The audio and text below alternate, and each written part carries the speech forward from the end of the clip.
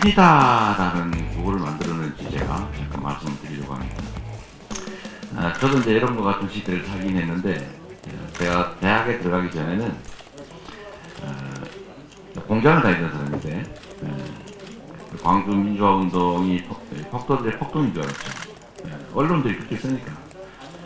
사람이 말입니다. 의외로 엄청나게 똑똑하고 주체적인 존재 같은데, 실제로는 주어지는 정보에 따라서 판단하는 매우 미약한 존재라는 사실을 여러분도 좀 알아놓는 게 좋습니다.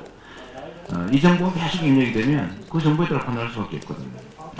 그래서 저는 그렇게 생각해서 나는 잘 먹고 잘 살아야지 이렇게 마음 먹고 대학을 갔다가 갑자기 내가 아는 사실과 완전히 다르다는 사실을 알게 됐어요. 그것도 완전히 반대로. 그리고 그게 남의 일이 아니라 제 일이었다는 걸 알게 됐죠. 제가 막 비난했을 거 아닙니까? 뭘 잘못 알고 그거 나쁜 사람들이야. 근데 알고 보니까 피해자였던 거죠. 그리고 내가 살아왔던 그 공장 노동자 생활이라고 하는 것도 또 내 주변에 다른 여러 가족들, 친지들, 친구들, 이웃들 이 사람들의 삶도 그들이 게으르거나 또는 무능해서만 생긴 일은 아니구나. 이 구조적인 문제가 있구나. 그때 당시 용어로는 나쁜 의미로 근데 의식화가 된 거죠. 그래서 이제 인생을 완전히 바꿨습니다. 속지 않는 삶을 살자. 또 누군가가 다른 사람들을 이 정보를 통해서 조작을 해가지고 정신적 노예를 만든 다음에 부려먹는 이런 이상한 사회 좀 바꾸자. 이렇게 마음 먹고 완전히 내 삶의 방향을 바꿨죠. 그래서 인권 변호사, 시민운동 이런 것들을 하다가 결국은 정치권에 들어와서 지금 여기까지 왔습니다. 그런데 제가 사회 활동을 하면서 느낀 게 하나 있어요. 사람들이 말은 많이 하는데 실천을 잘 안 하는 경향이 있더라고요. 그러니까 시작은 창대한데 끝은 힘이 미약한 경우가 많죠. 교회 안 다니시나 본데? 네. 그런 경우가 상당히 많았습니다. 그래서 저희는 시민운동 이런 걸 해도 뭔가 시작을 하는데 성명상 안 되고 끝나버리는 거예요. 그러니까 대응하는 방식이 이런 겁니다. 그 순간만 넘기면 돼요. 집회를 한번 해도 한번 우 하고 난 다음에 끝나버리잖아요. 그냥 그때만 견디면 됩니다. 그래서 이렇게 하지 말자 제가 마음을 먹었죠. 한번 시작하면 끝을 보자. 큰 일이든 작은 일이든 시작하면 반드시 결과를 만들어낸다. 이렇게 제가 행동 방식을 결정을 했어요. 그래서 시민운동을 하더라도 한 번 시작하면 끝장을 본다. 그래서 쉽게 시작하지 않았죠. 왜냐면 많이 시작하면 다 책임질 수가 없잖아요. 그래서 반드시 끝을 볼 일들을 정해가지고 이제 시작을 했는데, 그러다 보니까 성과는 납니다. 그리고 참 세상이 일이라고 하는 게 이 공직자도 그렇고 시민운동가라고 하는 것도 그런데 일을 하자면 끝이 없고 안 하자면 아무것도 안 하고 그냥 이름만 걸고 왔다 갔다 하고 놀아도 됩니다. 그게 공직과 이제 이 사회운동과 같은 일들이죠. 그런데 이제 이게 양면이 생긴 거예요. 그래서 이재명이라는 사람, 저 사람은 시작하면 끝장을 봐. 말하면 해. 라고 해가지고, 다행히 좋은 측면들은 추진력이 있다. 실력이 있다. 성과를 낸다. 언행일치다. 이런 평가를 받는 건 좋았는데, 다른 반면으로 두렵다. 또는 무섭다. 위험하다. 이런 생각을 하게 된 거죠. 최근에도 그런 경향이 있습니다.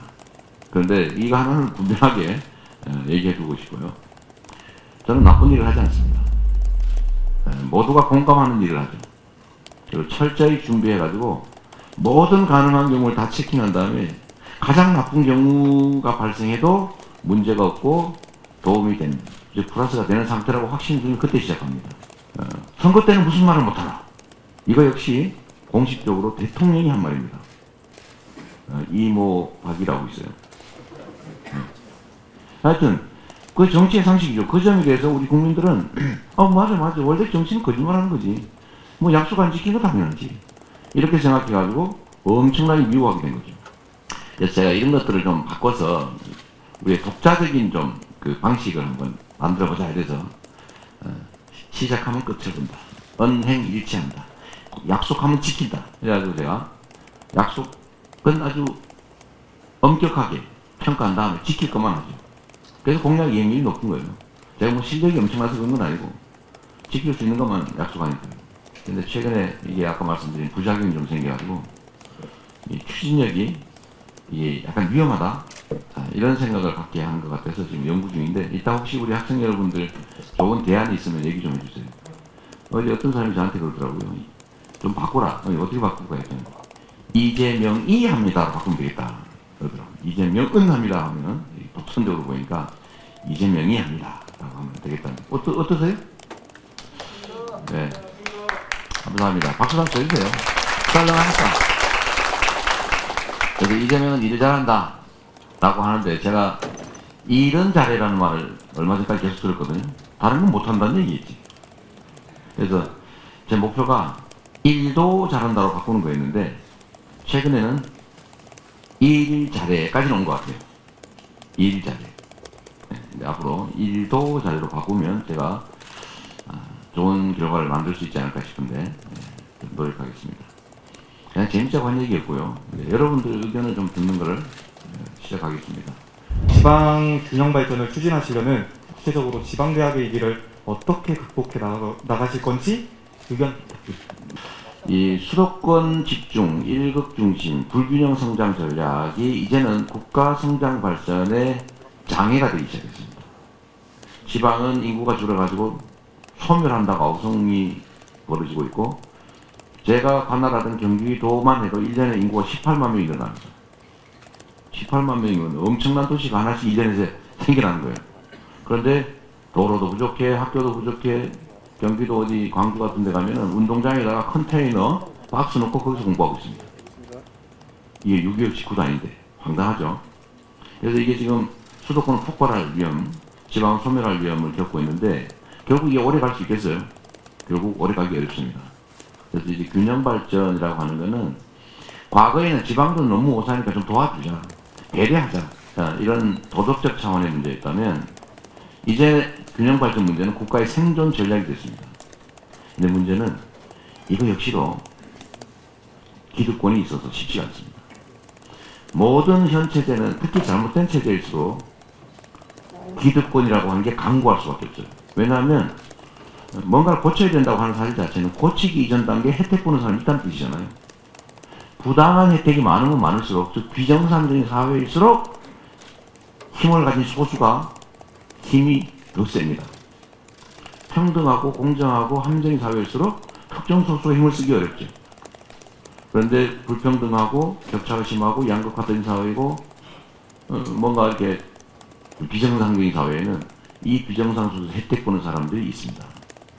근데 그들은 힘이 세죠. 그래서 이거 바꾸는 게 쉽지가 않아요. 여러분들은 정치가 뭐냐 이렇게 생각한다면 정치는 자원을 배분하는 겁니다. 자원을. 이 돈을 어디에다 투자할 거냐. 이 기회를 누구에게 줄 거냐. 이걸 결정하는 게 정치죠. 정치는 정책으로 구현되는 겁니다. 근데 국가 균형 발전 정책이라고 하는 것도 당연히 지금 현재 체제에서 이익 보는 집 한 채만 사놔도 땅만 사놔도 막 땅값이 저절로 올라가죠. 막 부자가 되는 돈을 버는 그런 사람들은 싫어하죠. 근데 지방은 인구도 적고 힘도 약하고 가진 것도 없고 그러니까 사실은 정치적 경쟁을 하면 밀립니다. 예를 들면 수도권에 GTX 한 개 약 한 20km? 30km? 이 정도 되는 GTX 하나 가는데 보다 한 10조 전후가 됩니다. 그런데 이 10조 원이 지방에 쓰여진다고 할 경우에 얼마나 큰 지방 발전이 있겠어요. 근데 안 해요. 왜? 거긴 사람도 많고 힘센 사람도 많으니까. 정치적 의사결정에 우리 윤영덕 의원님도 열심히 노력하지만 서울에 있는 사람들이 훨씬 더 힘이 셉니다. 안타깝게. 그래서 이 정치는 결국 결단의 문제예요. 용기의 문제입니다. 그래서 정치인에게 철학과 가치가 중요해요. 자기 생각이 없으면 힘센 대로 휘둘리죠. 자기 철학이 뚜렷해야 그 철학을 관철해냅니다. 그리고 권력이라고 하는 것은 내가 가진 의견을 이 의견에 동의하지 않는 타인에게 강제하는 힘을 권력이라고 해요. 근데 그 권력을 가지면 옳은 일, 해야 될 일, 이 철학과 가치에 부합하는 일들을 싫어하고 일단 설득을 하겠지만 필요한 일인데 동의하지 않으면 실행해낼 힘을 말하죠. 그 힘을 가지고 있으면 써야 되겠죠. 그래서 얘기가 너무 멀리 갔는데 지방 대학 문제는 사실 여러 가지 문제들이 복합적입니다. 첫째, 인구가 줄어든다. 안 그래도 출산율이 떨어져서 인구가 줄어들고 있는데 다 서울로 가고 있어요. 계속 서울로 가지 않습니까? 여기도 아마 서울로 많이 갈 거예요. 그래서 인구 집중이 서울로 이루어지는 문제. 두 번째는 지방 경제가 경쟁력이 떨어지고 있다는 거죠. 경쟁력이. 그래서 이 악순환이 벌어지고 있습니다. 학생이 줄어들고 직장은 별로 적고 사람은 줄어들고 그러니까 지역 경제도 나빠지고 이게 악순환이 계속되고 있는데 이 악순환을 반대로 돌려야 되겠죠. 이 원래 순환하는 힘을 반대로 돌리는 데는 엄청난 에너지가 필요합니다. 누가 할 수 있느냐? 그건 정치 권력이 하는 거죠. 국가 권력을 가진 최종 책임자의 역할을 지을 겁니다. 결국은 철학과 가치가 뚜렷해야 된다니까요. 용기를 가지고 이 많은 정책들 중에서 가장 효율적인 정책을 골라내야 되는데 이러려면 가장 효율적인 정책은 가장 저항이 많은 정책을 의미하기 때문에 그걸 선택할 때 용기가 필요합니다. 그러니까 요거도 먹을 각오하고 막 집어뜯길 각오하고 정치적으로 사망할 수도 있는 위험을 감수해야 됩니다.